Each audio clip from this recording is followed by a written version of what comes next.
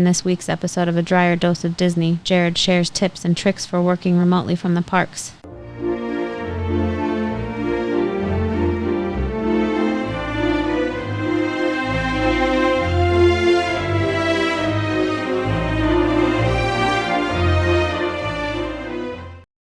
Welcome to this week's episode of A Drier Dose of Disney. I'm your host, Jared Dreyer, and today we have an exciting episode for you.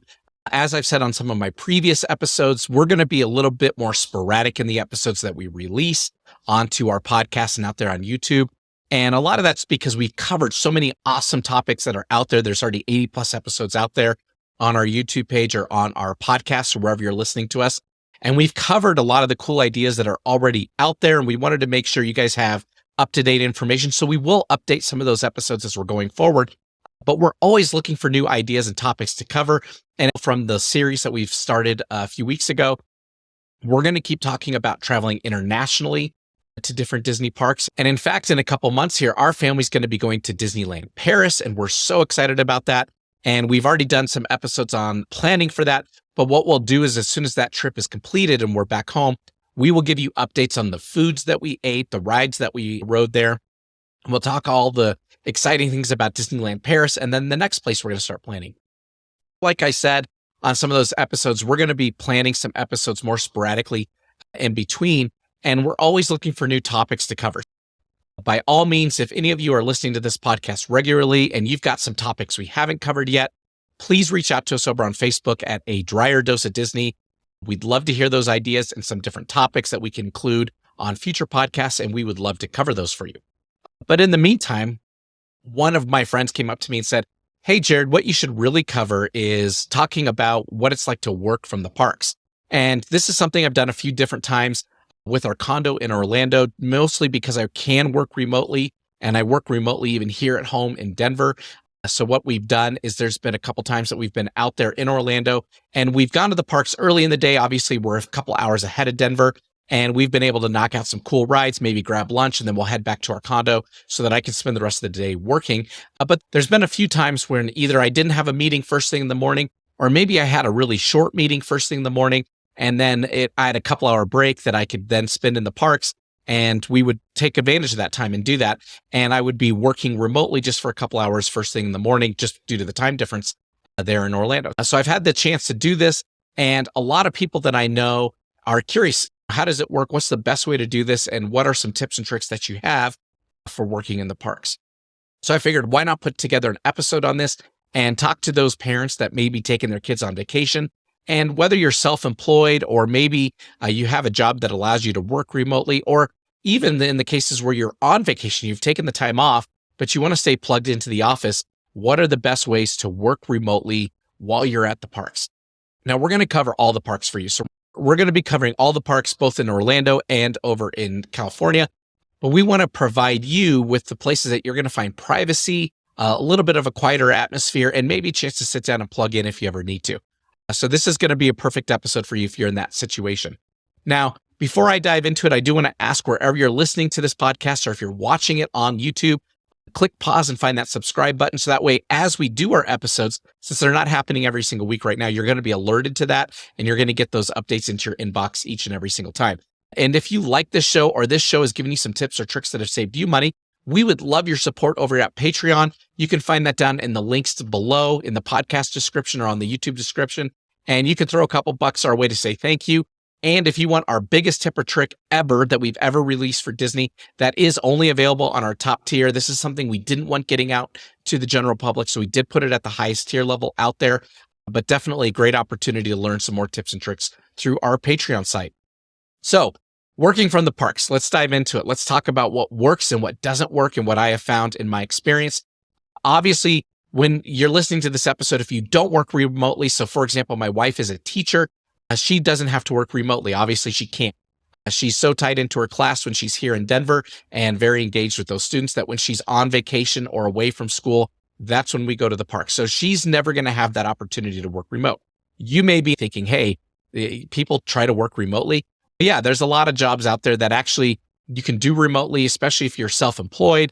Maybe you're a broker of some sort. So whether you're an insurance broker or a stock broker or you're a mortgage broker, You may not have the confines of having to work from a set office every single day. You may be doing orders by the phone or taking your computer or smartphone with you where you can execute those orders or take care of your customers that way. And you may be working from the parks while you're out there with your family on vacation. So there are a lot of people that take that opportunity to take care of a couple things at the same time with their family and doing work. But often a lot of people like myself, I usually take PTO when I'm going to be headed into the parks and spend some time over there. But like I said, because we have our condo in Orlando, there are a lot of times that we go in early in the day just because we're a couple hours ahead. We can knock out a couple of the big rides, maybe grab some food, and then we'll leave because we have annual passes and we're able to do that.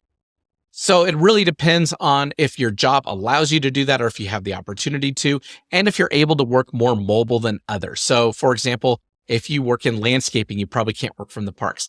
But if you're able to work from a smartphone or your own device, or even if you have a laptop, I've done that a couple times where I've taken laptops with me into the parks. There's ways to do it. There's ways to accomplish this, and there's ways to meet those deadlines and meet those expectations of your job. And that's what I'm here to help you with today. Now, I'm going to take you through later in the episode. We're going to go park by park, and I'm going to tell you the best places that I have found to work because I have done it at each and every single park. But I also want to give you some tips before we get to that point. And the tips that I want to give you are starting out with Wi-Fi. So both Disney and Universal have their on-site Wi-Fi that you can use in the parks as well as at the resorts. They are a little bit different because we have stayed at the resorts as well as been in the parks. And what I mean by that is if you're in the hotels, they're a little less restrictive in the hotels because it's for their guests. They understand that guests may need to work or may need to do some things while they're there on site. And so the hotels are going to be a little bit easier to work from. So if you have a jam-packed day, and what I mean is you have back-to-back meetings all day that you just can't do the parks that day, I'm going to encourage you, stay in the hotel, find a spot there. You can even talk to the concierge desk. They usually have a working space that you can borrow and use while you're there. But you're going to want to stay there just because it's easier to have access. The Wi-Fi works a lot better. You're going to have an ability to plug in your computer if you need to, but the hotel's probably going to be easier. Once you get into the parks, the Wi-Fi becomes a little bit more restrictive. And what I mean by that is not every site or every app works. I can't tell you which ones do and which ones don't because I don't have a list of them. You may be able to Google it and find it out there on the internet, but I don't have access to one right now.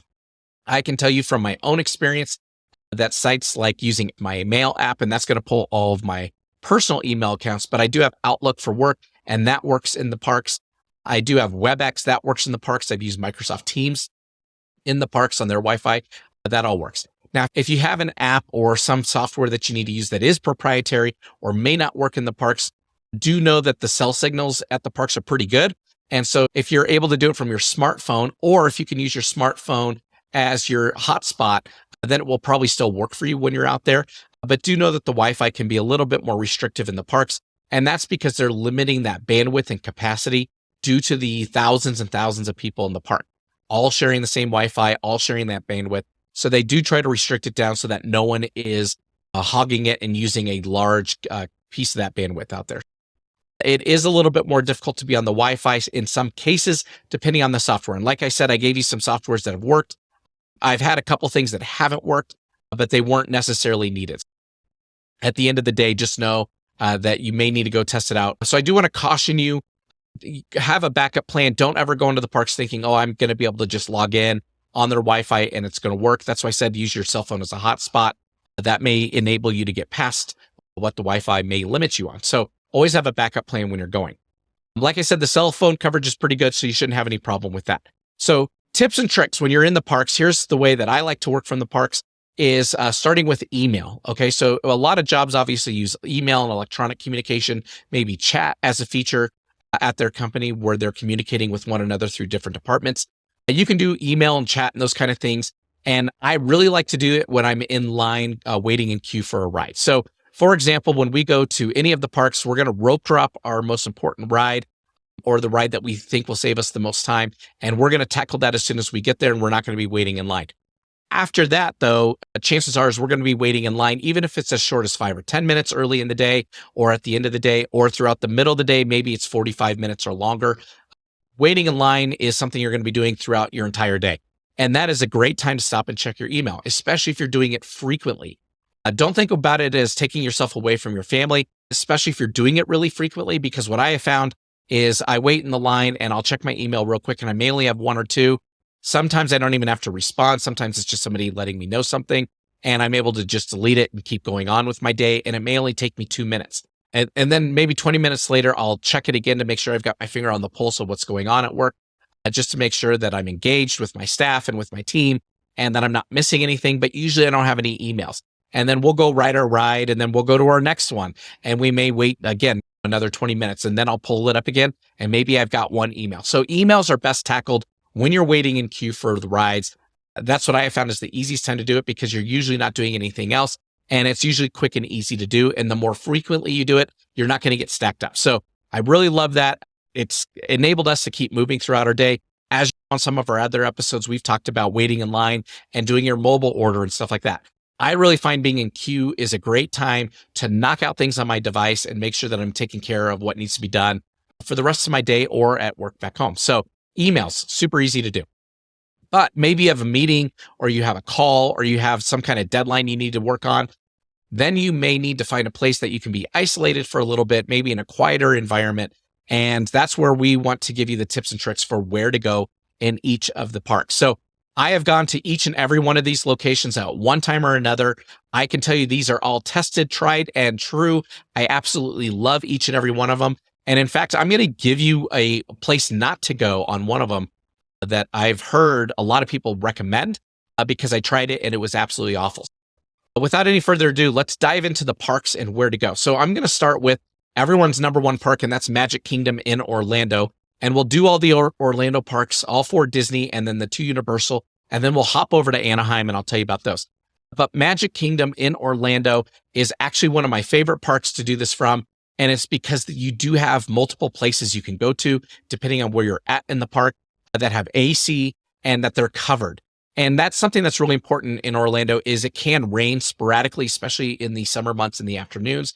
And if you are outdoors, say sitting on a park bench, and all of a sudden it starts to pour, you may be scrambling trying to find cover. And if you've got a computer out, that could be disaster. So I'm going to recommend you're always going to want to go indoors. You're always going to want to find AC and a place that's going to be really quiet. So at Magic Kingdom, I have found 2 great locations.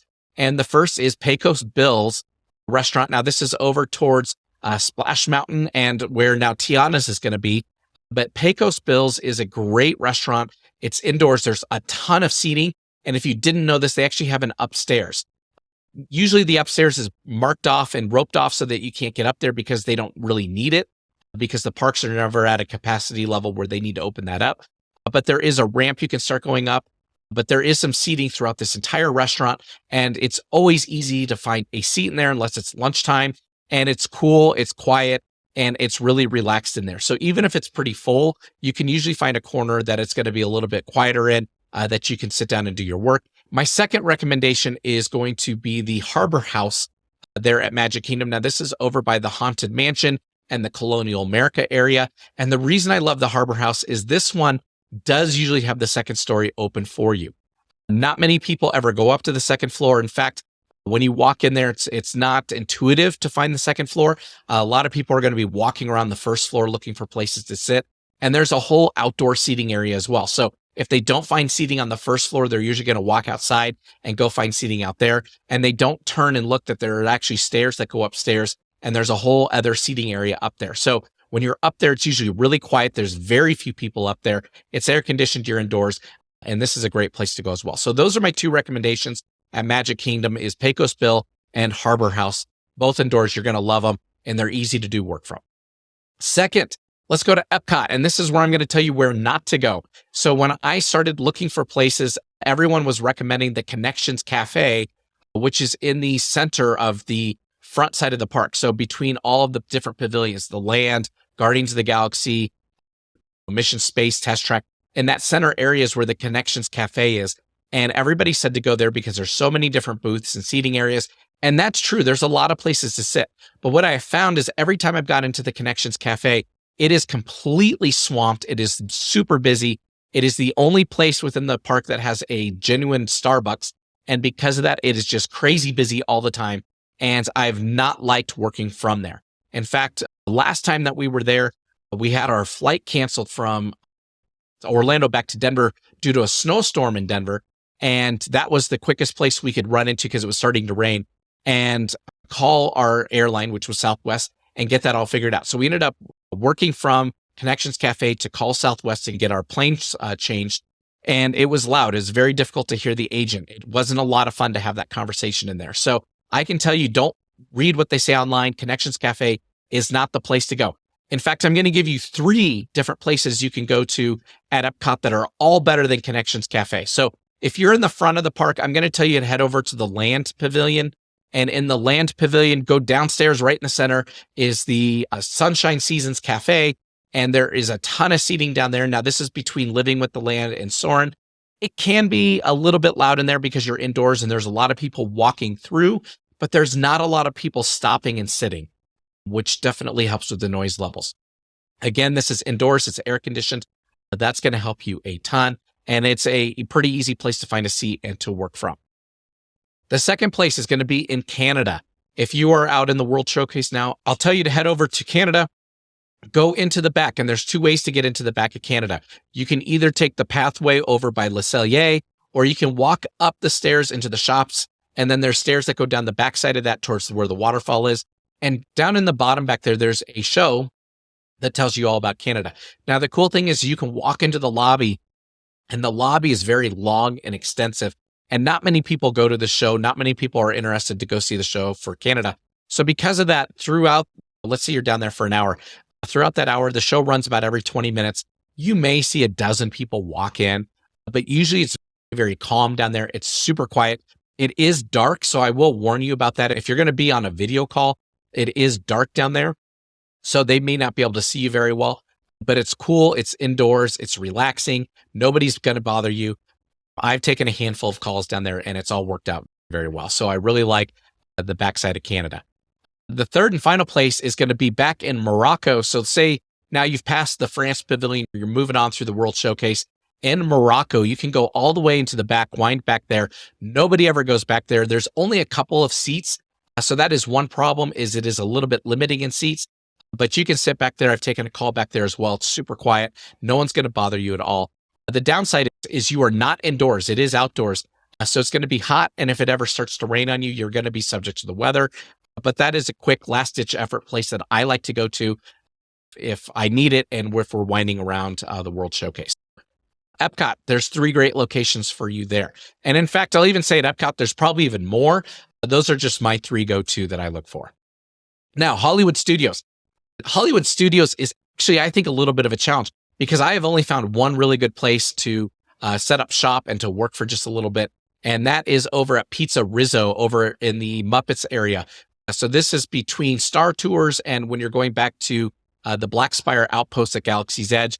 There's that little outcropping there that looks like a little New York City. And that is where the Muppets 4D is. And that's where Pizza Rizzo is and Mama Melrose. So I encourage you to go into Pizza Rizzo. There is here also a second floor and nobody goes up there at all. So if you go up to the second floor, you're indoors, you're in the AC. It is a counter service restaurant. So you can come and go as you like. But it's going to be pretty quiet in there. It's going to be relaxing. You can go sit in a booth up there and get some work done without anyone ever bothering you. Now, throughout the rest of the park at Hollywood Studios, there's not a lot of good places. You could, if you wanted to, take a call out on the backside of the Tower of Terror. That's a pretty desolate place, meaning not a lot of people go back there. But pretty much the rest of the park throughout the entire area is going to be jam-packed with people. It's going to be busy. There's not a lot of great places to go that are going to be really quiet for you. So I'm definitely going to recommend Pizza Rizzo is my go-to place over at Hollywood Studios. Wrapping up Disney Orlando at the Disney World is going to be over at Animal Kingdom. And Animal Kingdom is by far, I think, the toughest place to find a place to sit. And it's because there's no good indoor space. So as you saw, as we went through Magic Kingdom, they had 2 great indoor places. Epcot, I gave you 2 good indoor. Hollywood Studio only had 1. Animal Kingdom doesn't have really any good indoor space. You can go to the cantina over in the Pandora area. That's not a bad place. There are a few seats in there, but it gets so busy over in Pandora that it's not worth it. So I would definitely say stay away from the cantina. But if you needed to early or late in the day and you weren't around mealtime, that's not a bad place to do it indoors. And back in the back of the park, if you took the train to Rafiki's Planet Watch, you may find a spot back there. that's easy to get some peace and quiet and do some work indoors. But for the most part, this park is very outdoors. It's very animal centric. So they want you out in the elements. They want you walking around. All of the restaurants, other than the cantina, and then you've got a couple over in Dinoland today, all the other restaurants are table service. So they don't want you walking in there and just sitting down and taking over a table and working. The cantina is going to probably be your best bet if you need to get indoors. But what I have found to be the best place to work from is behind the Bengal barbecue. So this is on the Discovery Island. It's in the center of the park, which is nice. So regardless of where you're at during your day, if you need to go find someplace, heading to Discovery Island is always going to be really easy to find. But you can go to the Bengal barbecue. And then behind that, if you've not been back there, is just a huge grouping of different areas where you can sit. And all of these areas are covered. So that's good. It'll keep you out of the rain. And I have had a call where it was absolutely pouring. And this is a day that I brought my laptop with me. I had multiple calls. So I sat there and did my multiple calls. And it was absolutely pouring the entire time I did. So I was thrilled that I was under a covered space and able to take my calls, interact with all the teams, and do what I needed to do while our friends and family were in the park because we had guests with us. And they were doing all the rides and experiencing all the stuff. And then a few hours later, I was able to shut it all down and go meet up with them and then do dinner because it was towards the end of the day. That was a great place to go. Now, when you do go walk through there, know that there are multiple places to sit. So you don't have to sit at the first one you find. There are places, this thing winds around for a little bit, and there's places up above. There's places down below, most of which all have covers. So I encourage you, walk around, find a quiet place. And then once you find a quiet place, what I like is I will go sit like towards the corner. So I'm out of the way. So if a family does come to eat, they're usually going to sit in the middle or towards the front of that section. They're not going to come back and pull up the table right next to me. And being in the corner, then I've got a background of trees or something behind me, or maybe they can see the rain if it starts to rain, and they're not going to see the people walking around behind me. So that's a quick little tip is I like going into the corner of one of those areas back there. But the Bengal barbecue is going to be the best place. And that's my go-to. Anytime I need to do something from Animal Kingdom, I go to the Bengal barbecue. So let's talk Universal, because Universal, honestly, is a lot more difficult than Disney. So Disney at least has places you can go to. Universal, it's a lot more difficult. So the two parks at Universal are Islands of Adventure and Universal Studios. So starting at Islands of Adventure, this is most people's go-to park. This is their favorite park of the two. There are really only two great places that I found. So if you want quiet, the best quiet place that I can tell you is go over into Dr. Seuss Land. And when you get in there, right when you walk in is Green Eggs and Ham, which is a stand. But if you walk to the left side of that, there's a little walkway that's actually a shortcut through that land, but it winds around and not many people go down that walkway. And there are some tables hidden back there. So I encourage you to go sit over there. You're not going to see a lot of people. And if you do sit, you can sit with your back to the lake. So that way, if you need to set up a computer or do a call, they can see the lake behind you. You're not going to see people walking by you, but you are going to be outside. So you are going to be exposed to the elements. You are going to be exposed to the sun. It can get very hot out there. So it's not something that I would encourage you to do a lot, but it's great for that quick phone call if you need to take it. My go-to place at Islands of Adventure is going to be the Fantastic Four Pizza. That is obviously over in the Superhero Island part of the park. So right over by the Hulk roller coaster. And in fact, it's right underneath it. And if you go underneath the Hulk roller coaster, you can find Fantastic Four Pizza. The reason I like this is there's a lot of seating in there, and a lot of people go counterclockwise through this park. So they usually start over in Seuss Land and they run through it to get to Harry Potter World, and they work their way counterclockwise. And the reason that's important is the last land that they get to, Superhero Land, meaning that if they're eating throughout the day, chances are they're already full and they don't need a full meal over there in Superhero Land. So because of that, Fantastic Four Pizza is not ever too busy unless it's raining outside. Then a lot of people will run in there because there's good shelter and there's lots of tables to sit. But you can go into Fantastic Four Pizza. It's going to be air conditioned. It's going to probably be quiet unless it's mealtime. And that's a great place to work from over there. Now, also at Islands of Adventure, if you're an annual pass holder, they do have their annual pass holder lounge.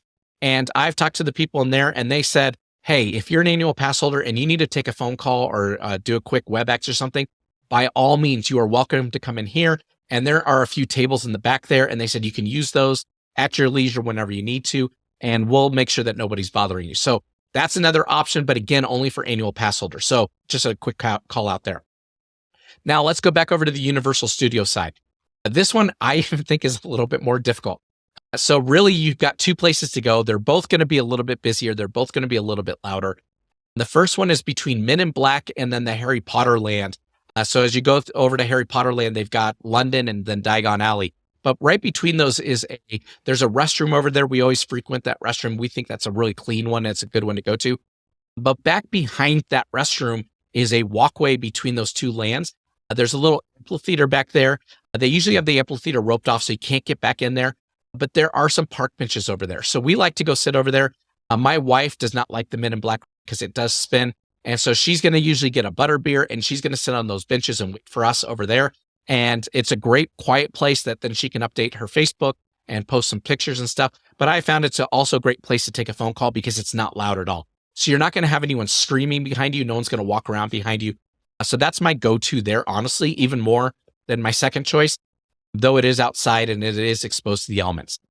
The only inside place, and it's going to be loud, it's going to be chaotic, is over in Simpsons Land. You do have Cletus's Chicken Shack as well as some of the other fast food places.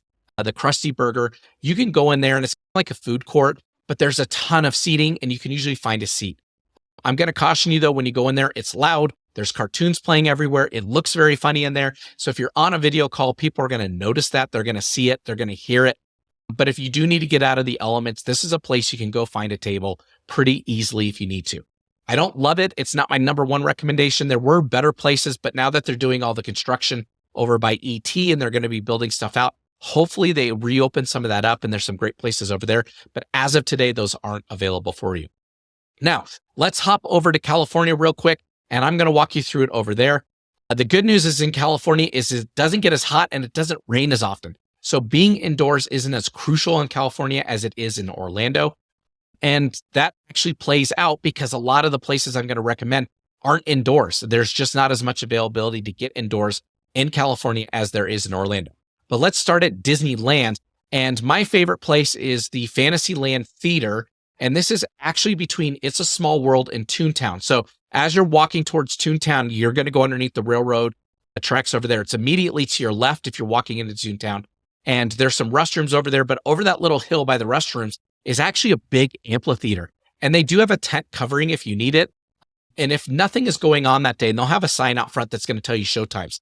If nothing's going on, that's a great place to sit because no one's ever in there and it's super quiet back there. And you do get that tent covering. Now, throughout the year, they're going to have different like high school bands or maybe a choir or singing group come to Disneyland, and they're going to perform in a parade or some different event. A lot of times they'll perform at the Fantasyland Theater as well. So you may see between 2 to 4 is going to be these two different choirs that are going to sing, but the rest of the day is wide open. So do check that out. We do love Fantasyland Theater. That's a great place to go. And they don't mind if you go back there and just sit if you're taking a phone call or something like that's an awesome place. My second recommendation, and the one that I like to use, is the Hungry Bear restaurant. So this is over by Splash Mountain going towards Galaxy's Edge. Over by Pooh Corner is the Hungry Bear restaurant. So it's on that side of the park. And they also have a second story up on the balcony up there. It's an outdoor deck. And you can go sit up there. Plenty of tables, tons of tables. You are going to be exposed to the elements. But by being up on that deck, you're never going to see people walking behind you, especially if you get off to the side. You can set up with a scenic background if you need to. And it's usually going to be a little bit quieter over there. So we love that one as well. Over across the street, over at California Adventure, this one is really tough. But we have found at the back of the pier area, so you have Pixar Pier, where you've got the Incredicoaster, you've got the Toy Story Midway Mania. If you keep going a little bit further back, you're going to find two different restaurants, the Paradise Garden Grill and Boardwalk Pizza, and they have a whole bunch of outdoor tables. Now, before noon, this place is dead quiet. So if it's in the morning, that is a great place to go and work because no one's going to be over there. It's super quiet. No one's found their way to the backside of the pier yet, and you're going to find a table to sit at. Most of the tables have an umbrella that's going to help you get out of the sun. If you can find one in the shade, that's going to be great. But it is all outdoors. Now, come lunchtime, it's going to get a little bit busier, and you may need to find another place. The second area is very similar, and this is going to be over in the Big Hero 6 area.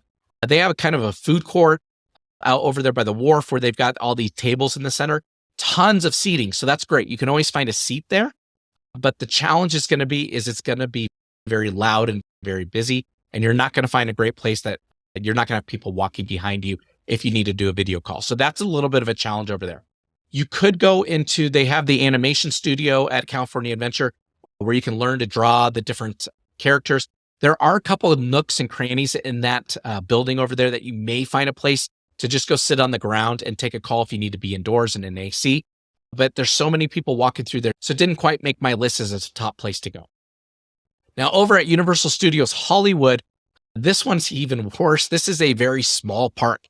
If you've ever been there, this park can be done very easily in half a day, but it's very small. It's very tight. There's not a lot of great indoor spaces or restaurants. So what I have found to be the best place is over in the illumination part of the park. So this is where your Minions, Minion Mayhem ride is. This is Secret Life of Pets. They do have the whole outdoor carnival area for all the little kids. If you can get over onto that side of the park, this is on the upper lot, and get into that back corner.